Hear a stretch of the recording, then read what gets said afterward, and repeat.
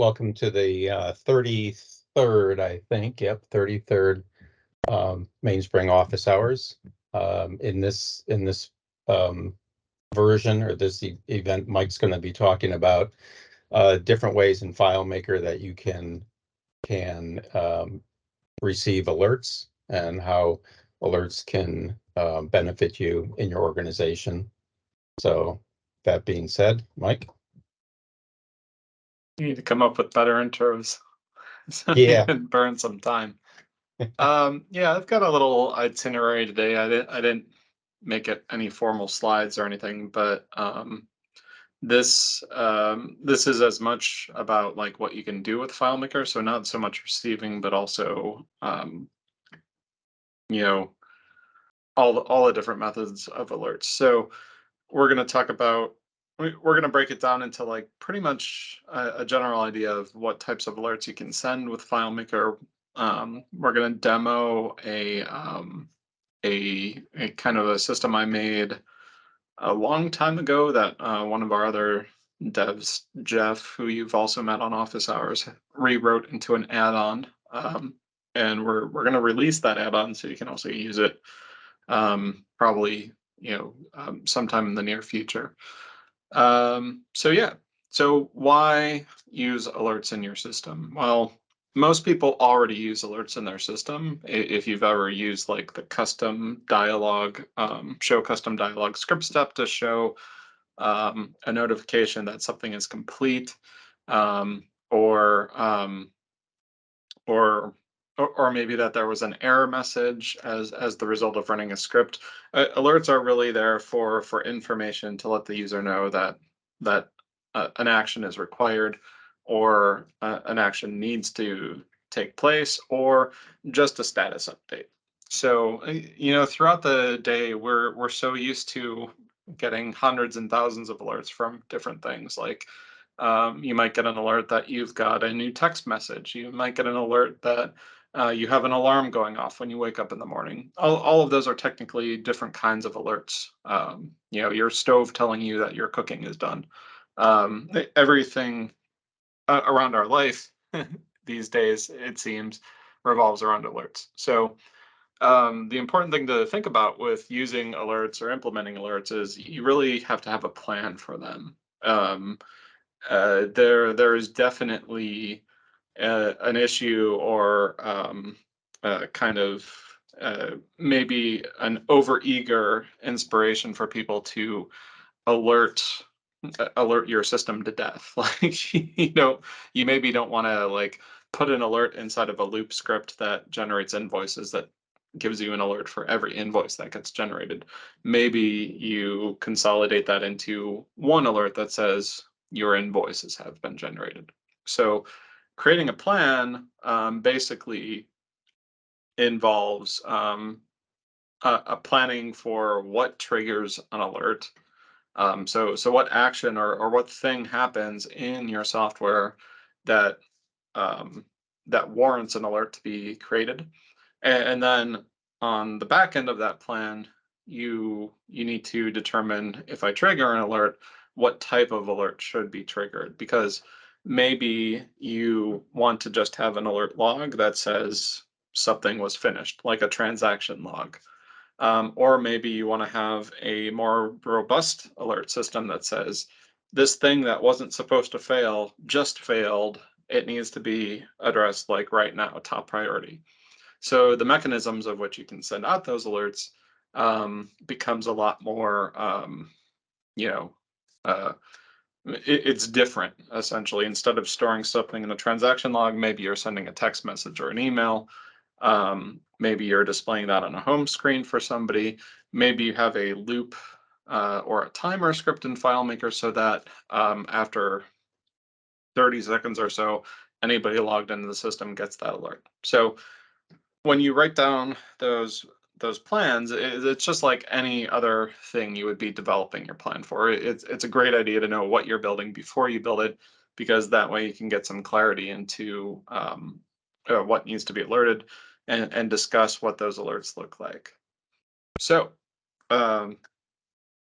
let's talk about triggering alerts. So this is pretty much any any mechanism that can be used within FileMaker for generating alerts. And I broke it down really into 4 categories here. So we've got your basic FileMaker trigger actions.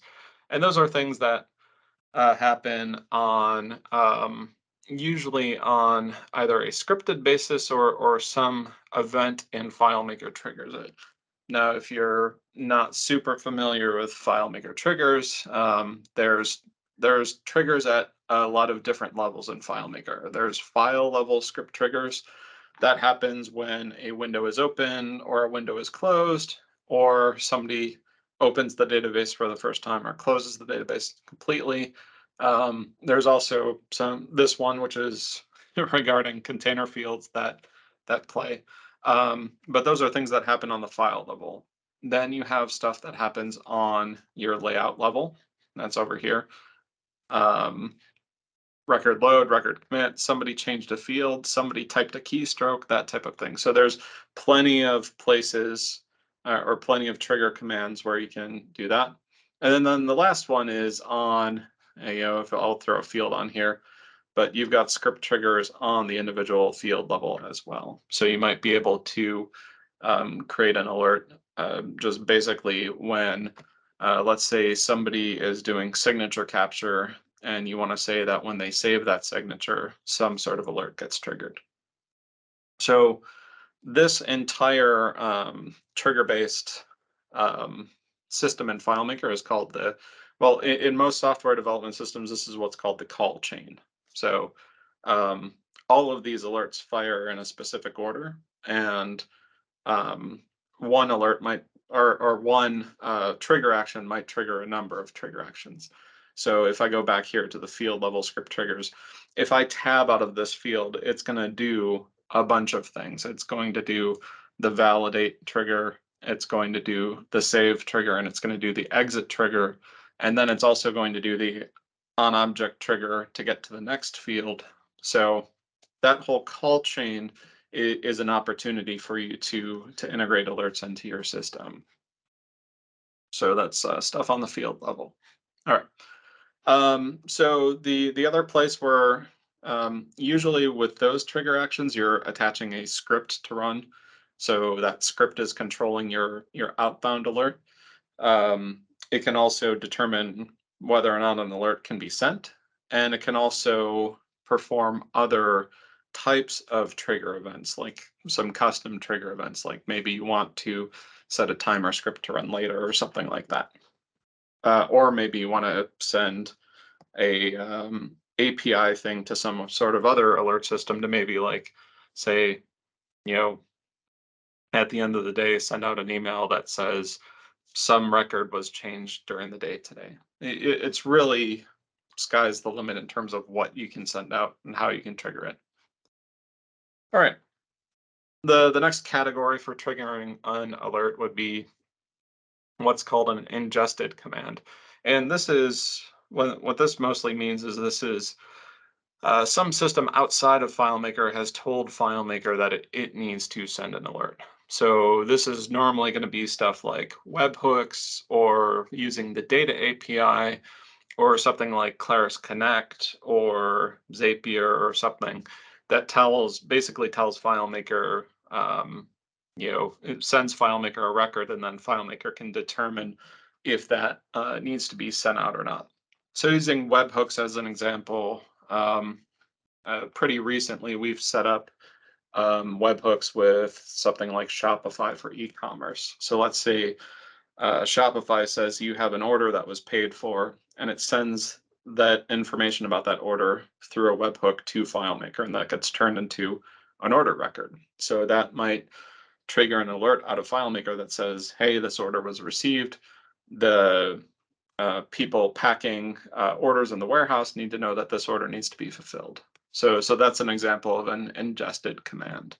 And again, sky's the limit there. It's really a trigger mechanism. Usually that's going to be a FileMaker script that runs with a webhook or runs through the data API.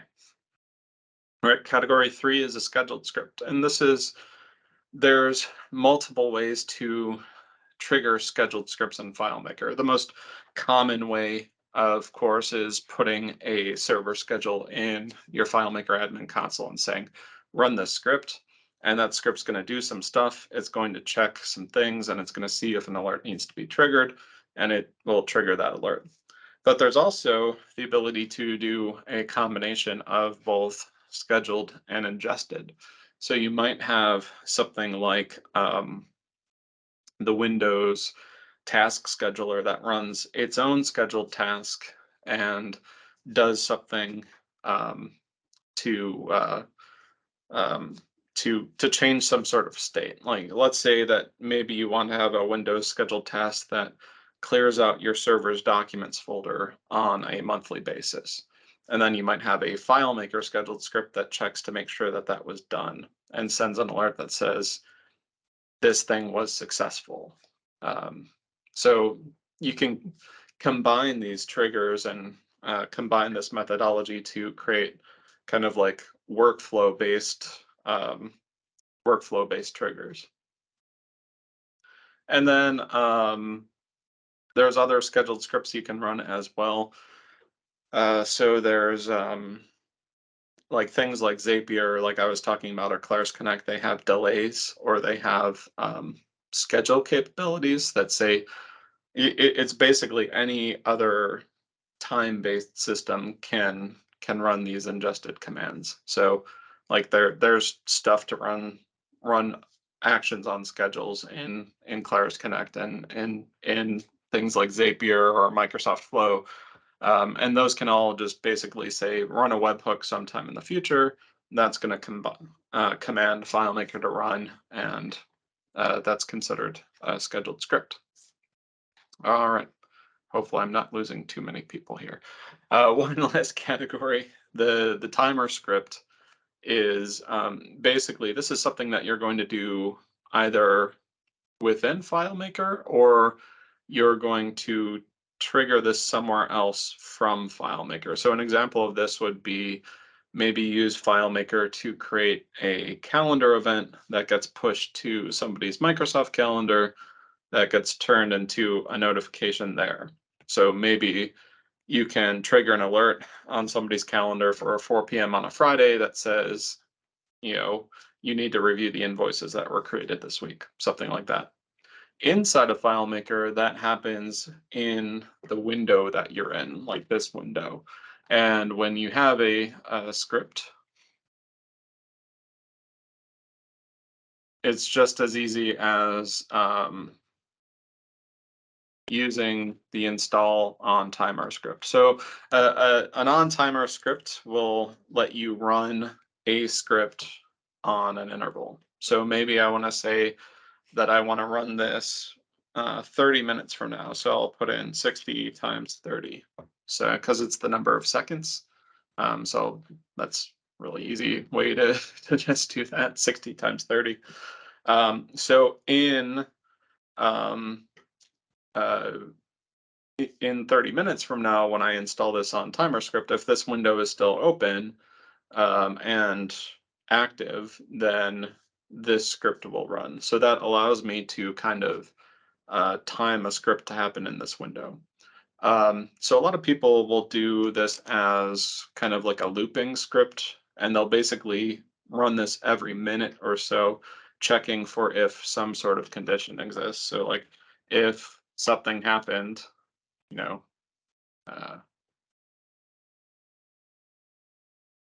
oops, used a period there. So maybe we'll do, we'll show a custom dialog. That's the easiest alert. Something happened. And maybe if that thing didn't happen, you'll just install the on timer script again, and then it'll keep running this until that condition is true. And then maybe if you want to stop looking for it, I believe the easy thing to do is you kill off this by putting 0 seconds in there, and that kills your timer script for you. So so yeah, it's very easy to do timer-based stuff in FileMaker. Just know that it gets more complicated if you have like many windows in your system.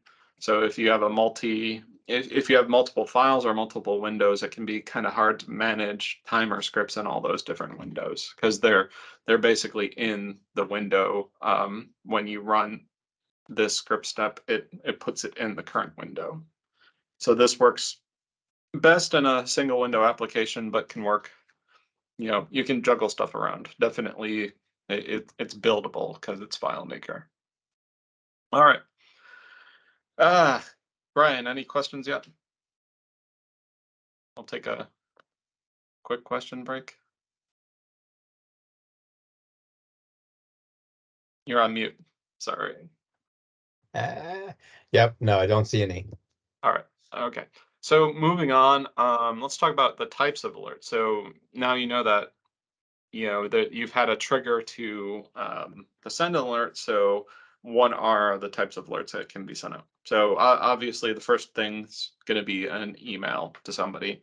In FileMaker nowadays, we are doing this mostly with APIs for sending email.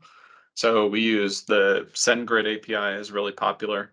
That's just something where we can just basically put together an email, tell the script to send that email, and then we don't have to worry about it. It gets queued and sent, and SendGrid takes care of all the delivery. And SendGrid allows you to send, I think, 100 emails a day for free still, or something like that. So it's usually good enough to handle some of those light duty applications. So emails, obviously, for those types of alerts, you'll have to know who needs to receive that email. Sometimes it's best to set up a distribution list, or something like we have answers at gomainspring.com for our service desk. So if anybody needs FileMaker service, they just email answers at gomainspring.com, and that sends all the alerts out to us that we get. So emails, easy to integrate. FileMaker did add the ability to to use an OAuth connection in the send mail script step. I'm still using 19, and I think that's a 20 feature. But now, aside from just regular SMTP credentials, you can also, in version 20, you can use OAuth credentials like Microsoft Office credentials here as well. The next thing is going to be something like SMS and text message. So obviously, I would say if you're going to text somebody out of FileMaker, it should probably be for pretty urgent alerts and notifications. So you might want to consider like wrapping some severity. So maybe you have something in your script that says if severity equals high or something, send a text. That way you can, you don't want to over alert people about things that are going on. But yeah, it's a standard text message. The only other consideration I would say for that is make sure that you keep the messages short, because most of the time when somebody pulls out their phone out of their pocket, they're going to see a text message and they're only going to read the first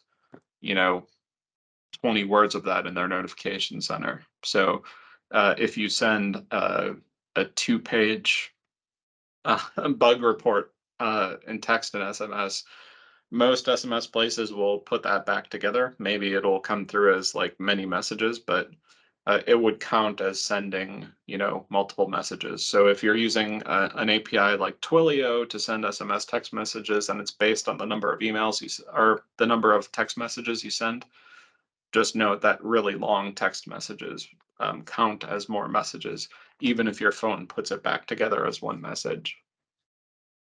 All right. Next up would be a system notification. This is something that doesn't happen in FileMaker, but happens in your system instead. There are benefits to this.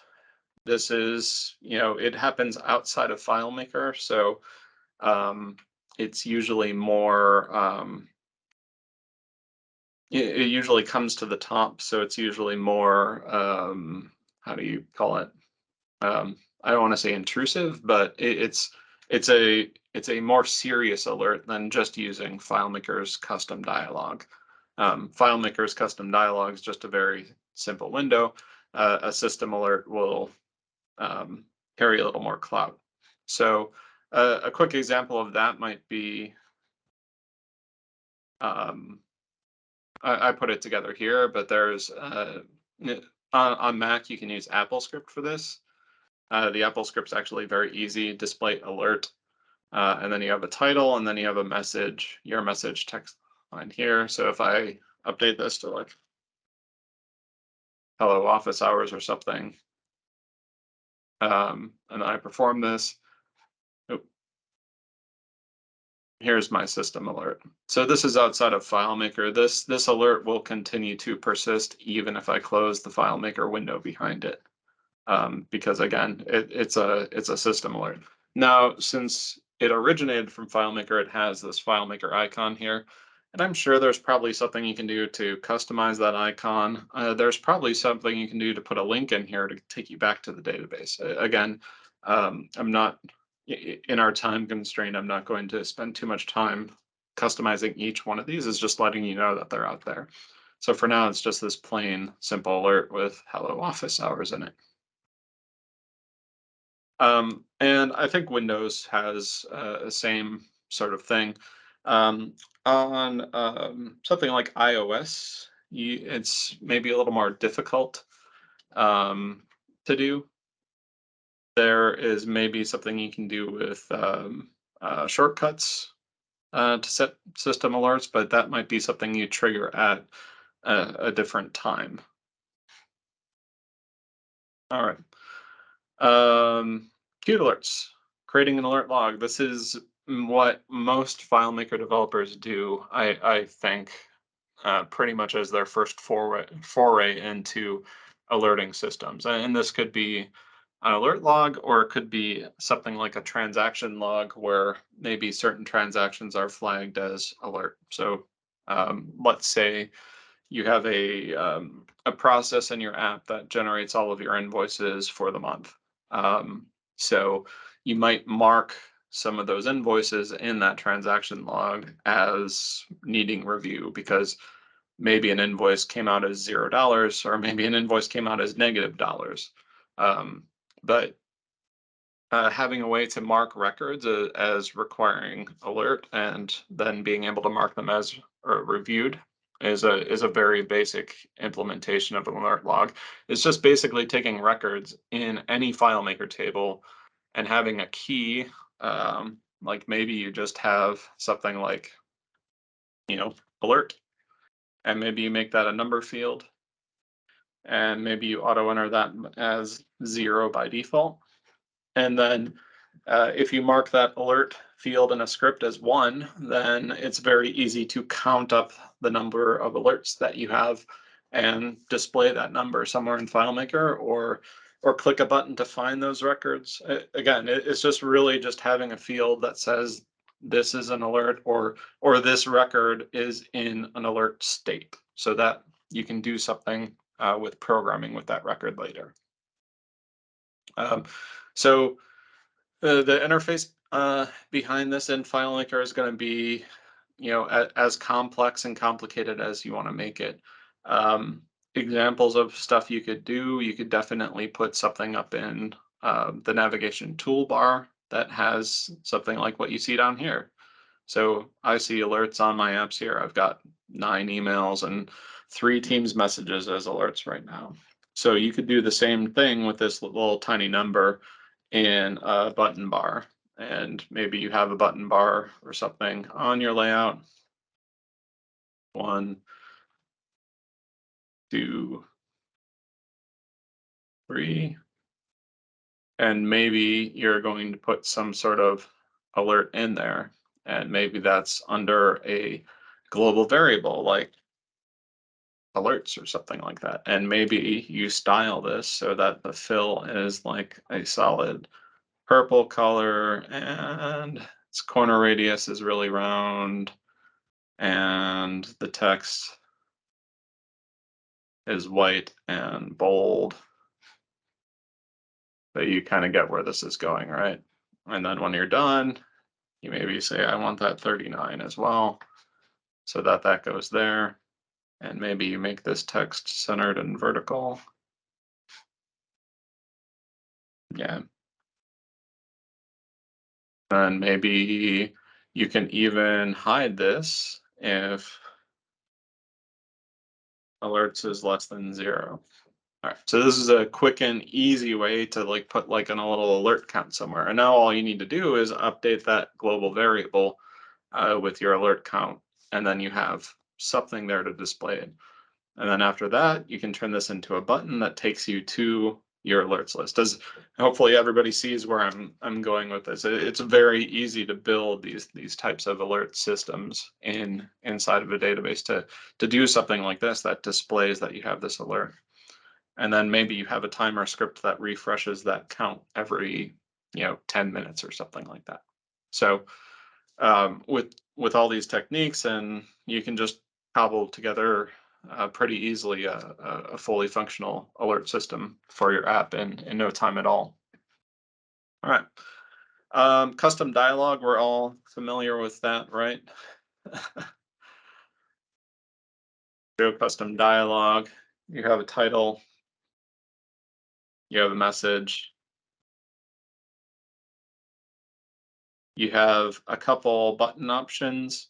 Now, over the years, FileMaker's added some stuff to make this more, let's say, feature rich. Like if I click OK, I want to commit my data and save my record. If I hit cancel, maybe I don't want to save my record. Maybe I want to make this a calculation. So I have the full calculation engine here and here in the title. Maybe I want to ask for a password input. So I can say that this field is going to be this field, and I'm going to use the password characters, and I'm going to say enter pass or something like that. And so the dialog here has a few options for alerting as well.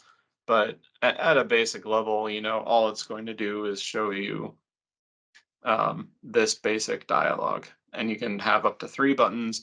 You can have up to 3 entry fields, and that's pretty much it. Anything more complex than that, or anything you want to style, because I don't know, like this is a very plain looking alert. So if you want something that looks better than this, you might have to do something custom.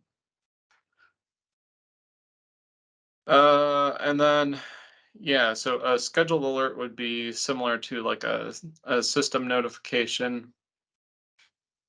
This would be something where you are alerting somebody in the future.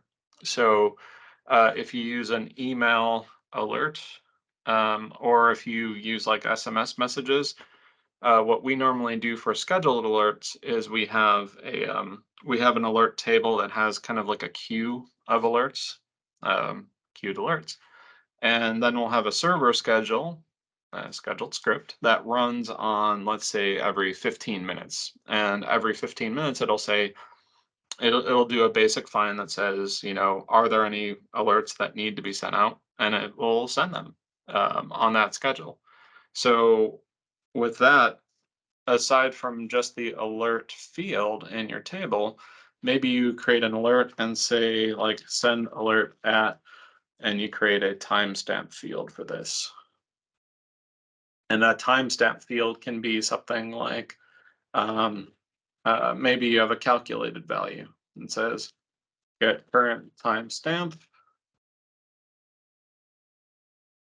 and you can like add time to that. So maybe I want to add 2 hours to that. So I'll add 2 hours to that. And then I can set that scheduled date or that send alert at, and I can schedule that for any time in the future.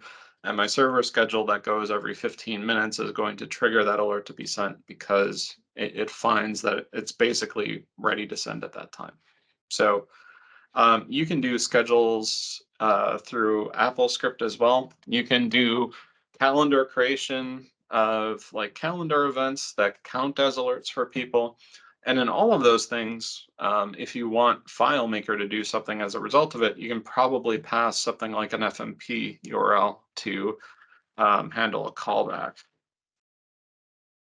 And this is another feature that I think we've done before. A callback is simply just something to open up your FMP URL. So you might have myserver.com file name, script equals callback,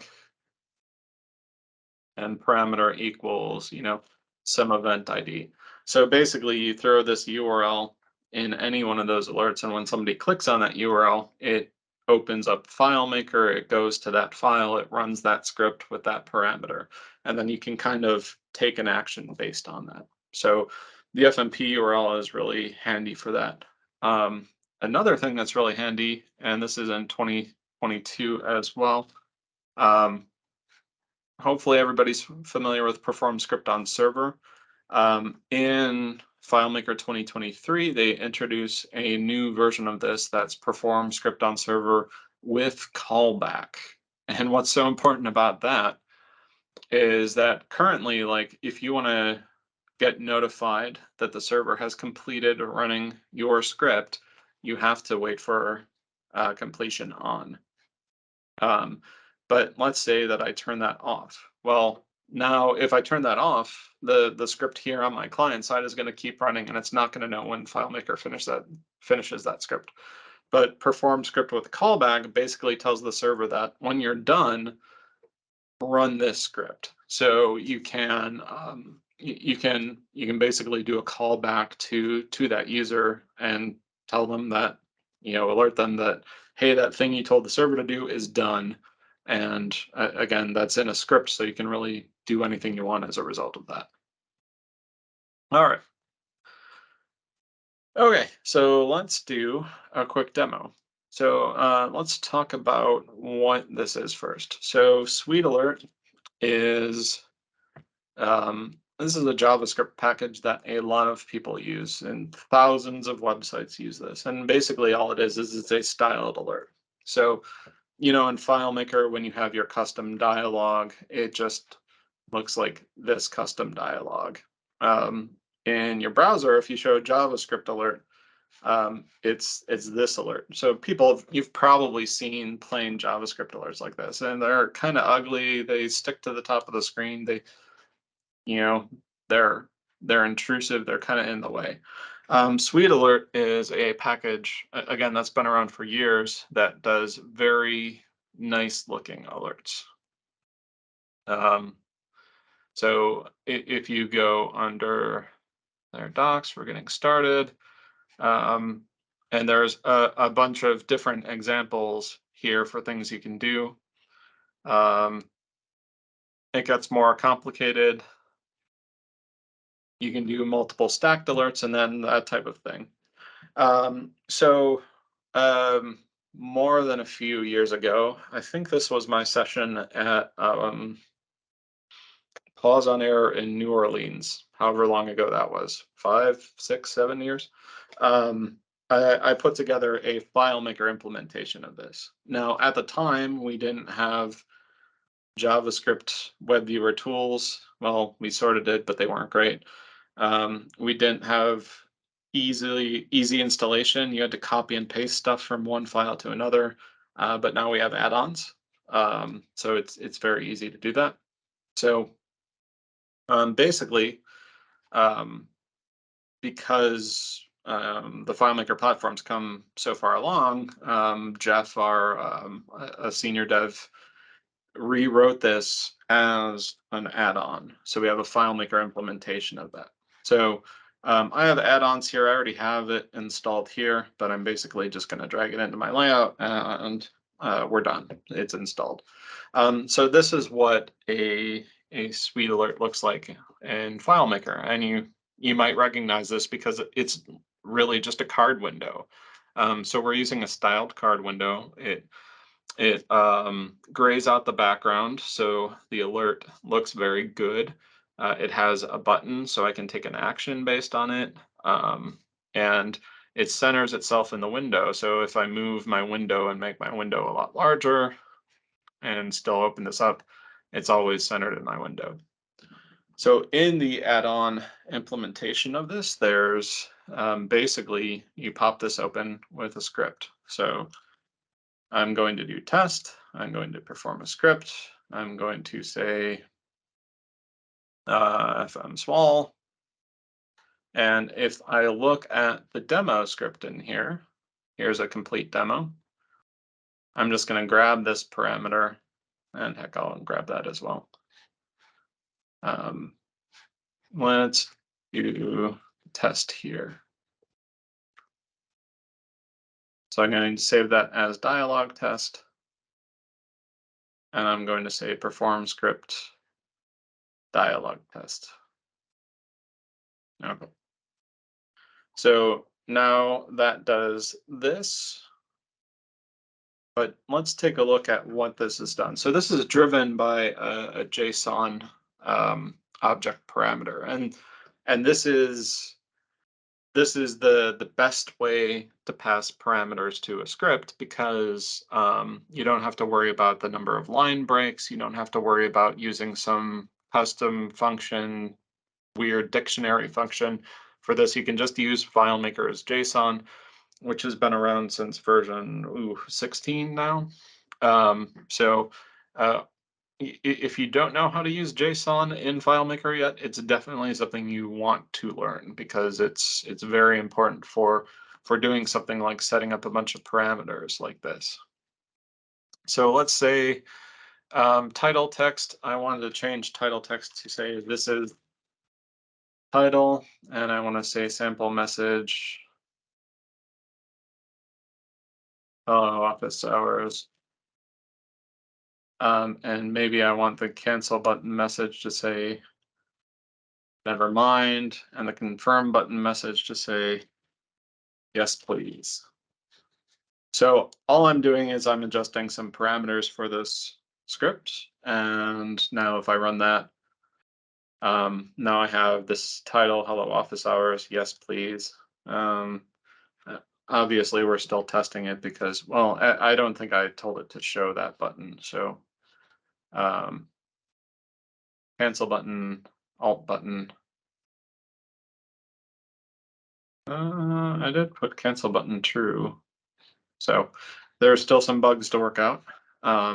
But essentially this is what we're going for our implementation of a displayed alert in FileMaker that's repeatable, because anywhere I can take these two lines of scripting, I can show an alert that is good looking, that has actions that I can take, and it's dynamic, so I can pop it up anywhere with any information that I need.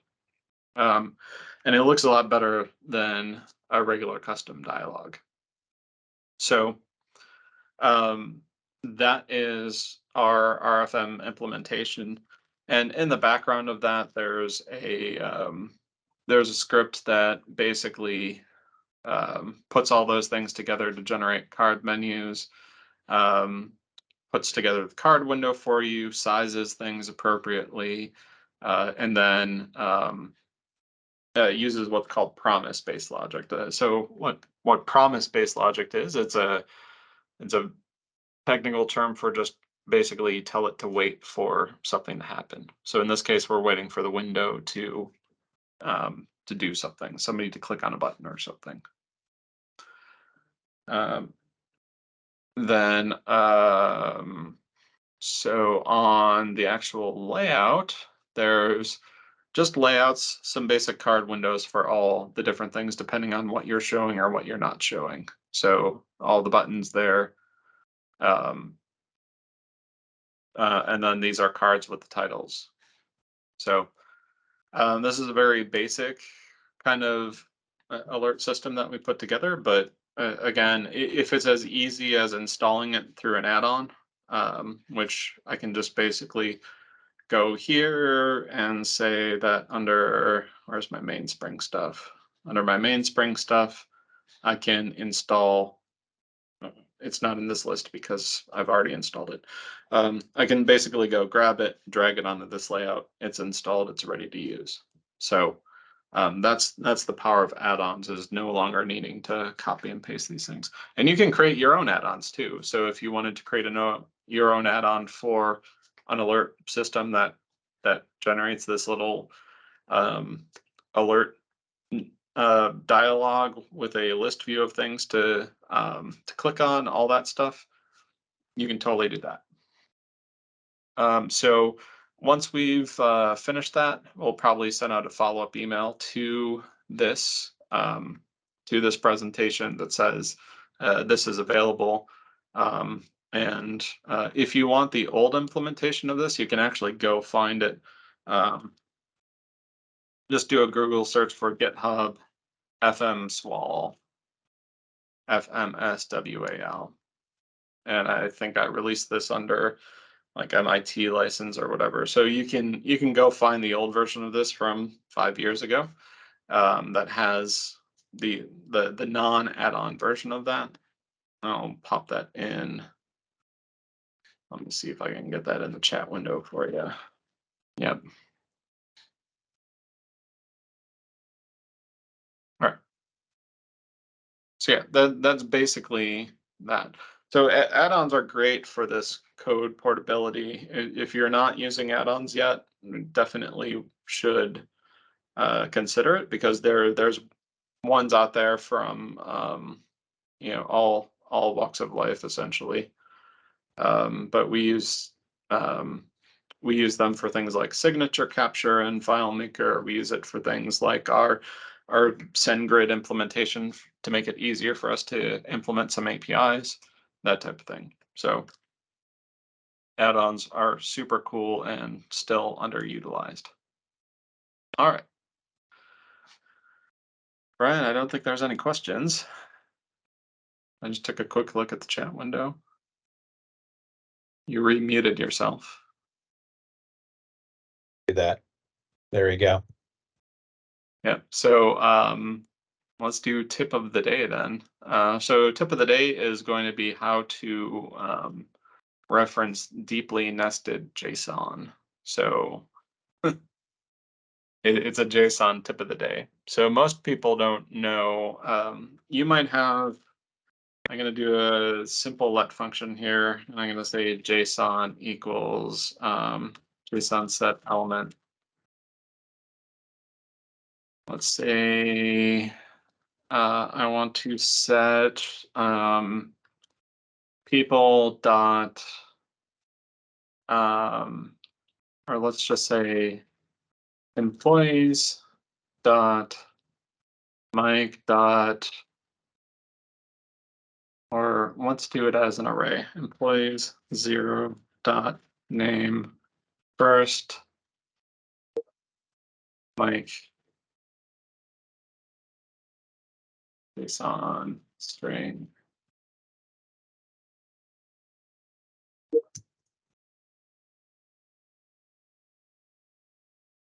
So FileMaker has the ability to deeply get elements out of here.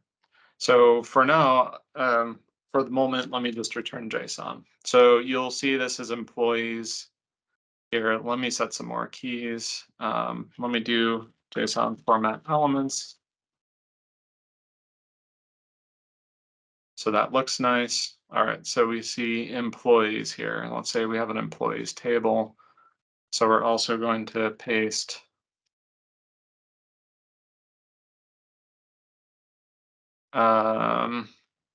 name last. We're going to do Virgie, and then employees 1, do Brian. So name last. So not only does FileMaker assemble this JSON in a very nice format for you, but it also makes it a lot easier for us to do deeply nested things. So maybe this is name dot first dot last dot. And now you can see that this is my first employee object. This is the name object, and then this is the first name inside of that object. So if I want to drill down and get some of this stuff, let me throw some line breaks here. so you know what that is. So I've pushed that down now, and now I'm going to use JSON get element.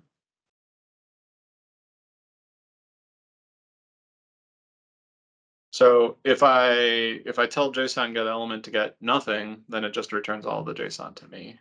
Now let's say I want employees, and that's going to return to me my array of employees out of there. So when you reference things in brackets, it's the position. So let's say I want to get the first employee. So the first employee is actually number 0. So I'm going to put that in little square brackets there. That returns to me the first employee there. This is what's called a 0 index array. And it's like our friends over in Europe that the ground floor is 0. The first floor is our American second floor. So you start your counting with 0, not with 1. So 0 is the first record of my employees. And now I can use dot notation. And the reason I'm using dot notation is because this is an object. So the first employee is an object, and that you can see by the curly braces there. So I use dot notation. And the only object I can reference is called name. So I'll go name. And now you've seen this is updated down here to just the name object. And since that's a name object, I can use another dot and go, I want the first name, or I want the last name. So this is deep level Java JSON notation. And it's really important to learn because as you start to store more and more data in JSON, it becomes a lot deeper. So knowing how to use this dot notation and setting yourself up with something like this where you're using the data viewer and you're drilling down into that. Like I can go back to employees here, and now I can drill down to employee number 2, which is employees 1. That's Brian's record. Then I can drill down to name. Then I can drill down to first name. So thinking about drilling down into your JSON and using dot notation like this for deep level nested JSON basically allows you to, you can work with APIs very easily. You can work with the FileMaker Data API easily, like the Execute Data API script step. You can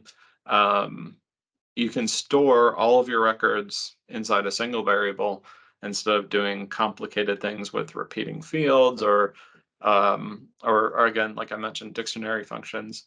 But very much, if there's one thing you're going to teach yourself that you don't know in FileMaker development today, JSON and using these JSON, all of these are included in FileMaker. They're all native JSON functions in FileMaker. So you don't have to install any custom functions, any plugins, anything like that. But learning how to use this is probably the best way to kind of jump forward in your FileMaker development toolbox, I guess. But yeah, it's very easy to navigate through and get data out of JSON with FileMaker. So that's the tip of the day. One more. Check for questions, which we don't have. No, comment from Michael. Thank you. We will definitely code portability is one of the best reasons to implement stuff like this, is so you can copy and paste it. And this is what's called like dynamic stuff, right? So when we did this dialogue, you're setting the parameters and you're passing those parameters to the script. This script never changes. The only thing that changes are your parameters to run that script. So we do that for a lot of things, like when we email, we put the parameters of the email and send the parameters to the email script, and the email script will send any email we send to it. So, all right, well, I managed to go for 50 minutes, so I think we're done, Brian. Any closing comments? Well, so I think you can see that there's lots of different ways to get the alerts out, you know, using one particular method, like in my past or in the early years, using email notifications, and people end up with email fatigue if the system is written and they're getting so many emails. And so some of these other options are definitely, it could balance that out. That's for sure. Add-on, our production schedule's a little busy right now, so when will our add-on be ready? Probably, I would say by the end of the month, we'll finish it up. That was a question. But yeah, another easy thing to do with scheduling your alerts or creating like a queue alert is if you're doing an email queue, then that allows you to do a daily digest. So that is much more manageable than dealing with single emails for every single thing. Correct. Right. Yeah, so definitely that's what I was trying to get across with your planning. You definitely want to plan for alerts because we've had it as well for like our service desk dealing with server notifications. We'll have somebody's server that is, you know, they have a ton of WebDirect users. So every hour we're getting an alert that says their RAM is running out of, you know, so we get fatigue as well at our level. So if we're getting it, that definitely means clients can easily get email fatigue. Yep, for sure. All right. All right. Well, I think we're done then. Yeah. So Great presentation. If you, oops, I think I just stopped sharing my window. Hang on a second here. no, I can see your window. Okay. All right.